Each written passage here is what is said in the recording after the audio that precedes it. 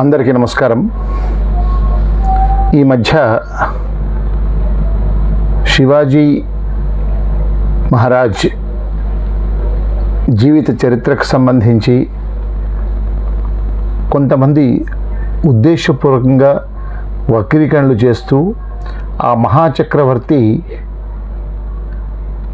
ఏ విధమైనటువంటి హిందూ సామ్రాజ్య స్థాపనతో పాటు వారు ఎంతటి ధీశక్తితో హైందవ జాతికి ఎంత గొప్పనైనటువంటి ప్రేరణగా నిలిచిన ఒక ఆదర్శ చక్రవర్తితో మనందరము చిన్నతనం నుంచి నేర్చుకున్న కథకు వక్రీకరణలు చేయడమే కాకుండా తమ వక్రబుద్ధిని ఉపయోగించుకొని ఆయన జీవిత చరిత్రను వక్రీకరణ చాలామంది చేశారు. ఈ మధ్య వచ్చినటువంటి హిందీ సినిమా నేపథ్యంలో సంభాజీ మహారాజ్ ఆ సినిమా నేపథ్యంలో కూడా శివాజీ చరిత్రకు రకరకాలైనటువంటి వక్రభాష్యాలను మనం గమనించాం. ప్రధానంగా సెక్యులరిజం మా యొక్క లక్ష్యం, మేమంతా సెక్యులరిస్టము అని చెప్పుకునే భారత కమ్యూనిస్టు పార్టీ కూడా చదివితే ఉన్నమతిపోయినట్లుగా వారు శివాజీ చరిత్ర విషయంలో కొన్ని బ్యానర్లు నగరం నడిబొడ్డున ఉన్నటువంటి వారి కార్యాలయం ముందర వేసి చాలా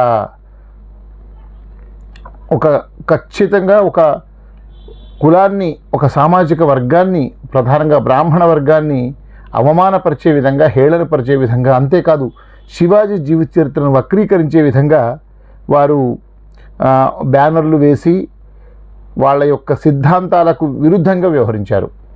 ప్రధానంగా ఏ కులం అంటే కూడా మాకు వైషమ్యాలు ప్రదర్శించవు, అన్ని కులాలు ఒకటే, సమాజ స్థాపన అని చెప్పుకునే సిపిఐ వాళ్ళు శివాజీ చరిత్ర విషయంలో వారు ఏదైతే బోర్డు పెట్టారో ఆ బోర్డులోని విషయము, శివాజీ శూద్రుడని కారణంగా మరాఠా బ్రాహ్మణ పురోహితులు ఆయన పట్టాభిషేకాన్ని నిరాకరించారు. కాశీ నుండి వచ్చిన గగాభట్ బ్రాహ్మణ పండితుడు కాలి బొటనవేలితో తిలకం దిద్ది అవమానించారు. ఇది శివాజీ చరిత్రకు సంబంధించి పూర్తిగా వక్రీకరించి బ్రాహ్మణ జాతిని కించపరుస్తూ సిపిఐ వాళ్ళు చేసినటువంటి బ్యానర్ చాలా సోషల్ మీడియాలో వచ్చింది, కొన్ని పత్రికల్లో కూడా వచ్చింది, కొన్ని మాధ్యమాల్లో కూడా వచ్చింది. అయితే చాలామంది వాళ్ళ దుర్బుద్ధిని చూసి అసహించుకున్నారు. సిపిఐ సమాజ స్థాపన, సెక్యులరిజం, మేమంతా లౌకికతత్వం మాది అని చెప్పుకునే సిద్ధాంతాల పార్టీ అయినటువంటి కమ్యూనిస్టు పార్టీ ఒక కులాన్ని కించపరచడం ఏంటి, అందులో ఒక మహావీరుడు హిందూ చక్రవర్తిని చరిత్రను వక్రీకరించడం ఏంటి అని చాలామంది కూడా ఆ పార్టీ యొక్క విధానాలను దుయ్యబట్టారు. ఇది కొంతమంది వక్రబుద్ధితో చేసిన పనే అని ఆ పార్టీలోని కొంతమంది సీనియర్లు కూడా చెప్పి దాని నష్ట నివారణకు ప్రయత్నించారు. అయితే ఈ విషయంలో ప్రధానంగా అందరము చూసి తిట్టుకోవడము, సోషల్ మీడియాలో రాగానే మనం కామెంట్లు పెట్టడము, వాళ్ళ దుర్బుద్ధిని దుయ్యబట్టడమే చేస్తే రాష్ట్రీయ వానరసేన అనేటువంటి ఒక సంస్థ మట్టుకు నారాయణగూడ పోలీస్ స్టేషన్లో దీనికి సంబంధించి ఫిర్యాదు చేసి ఏ విధంగానైతే శివాజీ చరిత్రను వక్రీకరిస్తూ ఒక సామాజిక వర్గాన్ని, అంటే ఒక కులాన్ని, బ్రాహ్మణ కులాన్ని కించపరుస్తూ ఆ సిపిఐ వాళ్ళు తమ ఆఫీస్ ముందు ఏదైతే బ్యానర్ పెట్టారో అది పూర్తిగా చరిత్రను వక్రీకరించడమే కాదు, సమాజంలో వైషమ్యాలు తేవడము, ఒక కులాన్ని కించపరిచే విధంగా వాళ్ళు చేశారు, చరిత్రను వక్రీకరించారని చెప్తూ వాళ్ళ మీద ఒక ఫిర్యాదును రాష్ట్రీయ వానరసేన వాళ్ళు ఒక ఫిర్యాదు చేస్తే అది మార్చి 6వ తేదీన కేసు నమోదైంది నారాయణగూడ పోలీస్ స్టేషన్లో. దాంట్లో భారతీయ న్యాయ సంహితలోని 353(2) అదేవిధంగా 3(5) ఈ కింద 2025/60 60/2025 ఎఫ్ఐఆర్ నమోదు చేశారు. అందులో నిందితులుగా ఈటీ నరసింహ, వీళ్ళంతా కమ్యూనిస్టు పార్టీ నేతలు, VS Bose, ET Narasimha, S Chayadevi, B Stalin, B Venkatesham, Neerlakanti Srinivas, Kampalli Srinivas, MD Umar Khan, Mamidichetla Venkataswamy తదితరుల మీద కేసు కూడా నమోదు చేశారు. ఎందుకు నేను ఈ విషయాన్ని ప్రస్తావిస్తున్నానంటే, సాధారణంగా అనేక మంది బడుగు వర్గాలకు పేదల పక్షాన నిలిచి పోరాటాలు చేయడము, తెలంగాణ సాయుధ పోరాటంలో ముందుండడము, అంతేకాకుండా ఏ వర్గాలకు, ఏ కులాలకు, ఏ ప్రాంతాలకు తారతమ్యాలు చూపించకుండా వారు ఒక సిద్ధాంతాలతో విప్లవ నేపథ్యం కలిగినటువంటి సిద్ధాంతాలతో ఉండేటువంటి ఈ పార్టీ ఇవాళ శివాజీ చరిత్రను తగుదునమ్మా అని తమకు సంబంధం లేని విషయంలో ఆ చక్రవర్తి యొక్క చరిత్రను వక్రీకరించడమే కాకుండా అతన్ని బ్రాహ్మలు అవమానించారు అని ఘోరంగా ఈ ఏదైతే బ్యానర్లు కట్టారో అది నిజంగా కించపరచడమే, అవమానపరచడమే. చాలామంది బ్రాహ్మణులు కూడా చివరికి ఎంతోమంది కుహనా మేధావులు బ్రాహ్మణ సమాజానికి కావాలని, హిందూ ధర్మాన్ని, సనాతన ధర్మాన్ని నిర్వీర్యం చేయాలని బ్రాహ్మణులను టార్గెట్గా చేస్తున్నారు. ఎందుకంటే బ్రాహ్మలే ఇవాళ సనాతన ధర్మాన్ని నిలబెడుతున్నారు కనుక. అదే కోవలో కమ్యూనిస్టు పార్టీ వాళ్ళు కూడా ఈ కుహనా మేధావుల కిందికి చేరి వాళ్ళు కూడా ఈ ఏదైతే శివాజీ మహారాజ్ చరిత్రకు సంబంధించి వాళ్ళ ఎన్ సత్యనారాయణ రెడ్డి భవన్, దాన్నే ముగ్ధూమ్ భవన్ అంటారు, హిమాయత్ నగర్ ఆ కార్యాలయం ముందు వాళ్ళు ఈ బ్యానర్ పెట్టడమే కాకుండా ఒక బహిరంగ కార్యక్రమంలో ఛత్రపతి శివాజీ మహారాజ్పై అనేక తప్పుదారి పట్టించే ప్రకటనలు కూడా చేశారు. ఇది నిజంగా ఎంత ఘోరమైనటువంటి స్టేట్మెంట్ అండి. శివాజీ శూద్రుడని కారణంగా మరాఠా బ్రాహ్మణ పురోహితులు ఆయన పట్టాభిషేకాన్ని నిరాకరించారు. కాశీ నుండి వచ్చిన గగాభట్ అనే బ్రాహ్మణ పండితుడు కాలి బొటన వేలతో తిలకం దిద్ది అవమానించారు. ఇది వాళ్ళు ప్రదర్శించిన బ్యానర్. వాళ్ళు ఆ రోజు శివాజీ మహారాజ్ జన్మదినోత్సవం రోజు చేసినటువంటి బహిరంగ సభలో చేసిన కామెంట్స్. ఇది చాలా చరిత్రను వక్రీకరించడమే. ఎక్కడా కూడా శివాజీ చరిత్రలో ఈ విషయాలే లేవు, కేవలం కల్పించారు. అది కూడా ఒక బ్రాహ్మణ జాతి మీద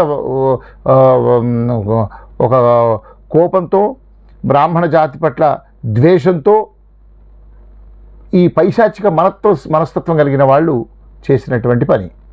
ఎందుకంటే ఏనాడు శివాజీని అవమానించిన దాఖలాలు లేవు. శివాజీ కూడా ఎంత హిందూ సామ్రాజ్యాన్ని చక్రవర్తి అయినా తన సైన్యంలో, తన పాలనలో చాలామంది ముస్లిం అధికారులను కూడా తన వద్ద ఉంచుకున్నాడు. అతను కూడా ఏనాడు ముస్లింలను హింసించిన దాఖలాలు లేవు. శివాజీని బ్రాహ్మణులు అతనికి హితబోధ చేశారు. బ్రాహ్మణులు అతని ఉన్నతికి చాలా విధాలుగా గురువులుగా వ్యవహరించారు.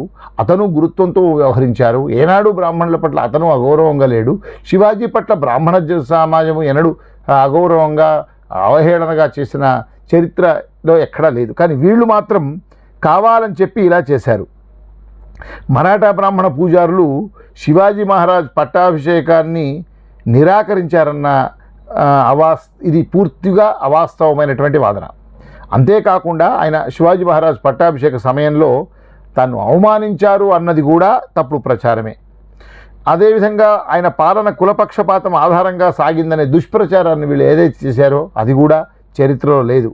గగాభట్ కాలిబొటన వేలుతో తిలకం దిద్దారని చెప్పింది కూడా ఇవన్నీ కూడా నిరాధారమైనటువంటి వాదనలు.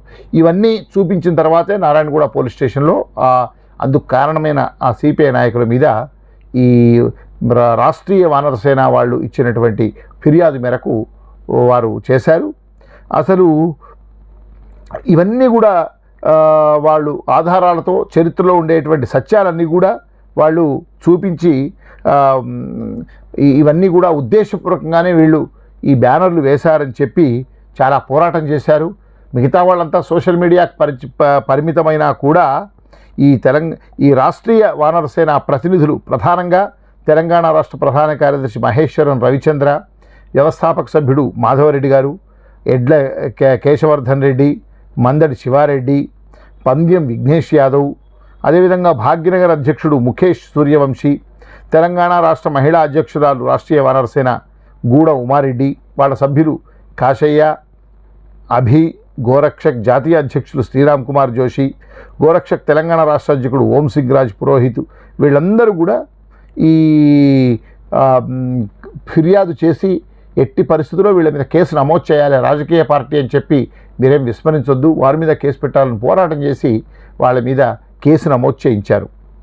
ఈ ఏదైతే 353(2) భారతీయ న్యాయ సంహిత ప్రకారం కేసు నమోదు చేశారు కదా, అది ఆ సెక్షన్ యొక్క సారాంశం ఏమంటే, మతం, జాతి, జన్మస్థలం, నివాసం, భాష, కులం, సంఘం లేదా మరేదైనా కారణంతో సంబంధం ఉన్న తప్పుడు సమాచారం, వదంతులు లేదా భయపెట్టే వార్తలను ఎలక్ట్రానిక్ మార్గాలతో సహా రూపొందించి ప్రచురించడం, ప్రచారం చేయడం, ప్రోత్సహించడం ద్వారా వివిధ గుంపుల మధ్య, అంటే ప్రజల మధ్య, వర్గాల మధ్య ద్వేషపూరితమైన భావాలను ప్రేరేపించే అవకాశం ఉన్న ఏ వ్యక్తి అయినా వాళ్లకు 3 ఏళ్ల వరకు శిక్ష, జరిమానా లేదా 2 కూడా విధించవచ్చు అనేది ఆ సెక్షన్. ఇంకోటి అలాగే BNS 3లోని 5వ సబ్ క్లాస్ అదేం చెప్తుందంటే, ఒక ఉద్దేశంతో అనేక వ్యక్తులు కలిసి ఒక నేరపూరిత చర్యను చేసినప్పుడు ఆ చర్యను ఒక్కొక్కరు విడిగా చేసినట్లు లేదా ప్రతి ఒక్క వ్యక్తి కూడా నేరానికి బాధ్యుడవుతాడు అన్నది ఈ సెక్షన్ సారాంశం. ఇలా ఈ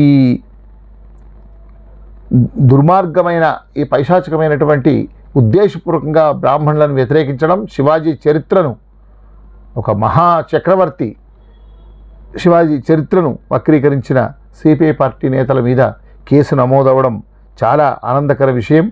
ఇందుకు గాను ఈ రాష్ట్రీయ వానరసేన వాళ్ళు చేసినటువంటి ఈ పోరాటం, ఈ ప్రయత్నానికి మనమంతా కూడా వారికి, హైందవ సమాజం అంతా కూడా వారికి ధన్యవాదాలు తెలపాలి. ఇలా పిచ్చిగా ఎవరైతే ఇక ముందు కూడా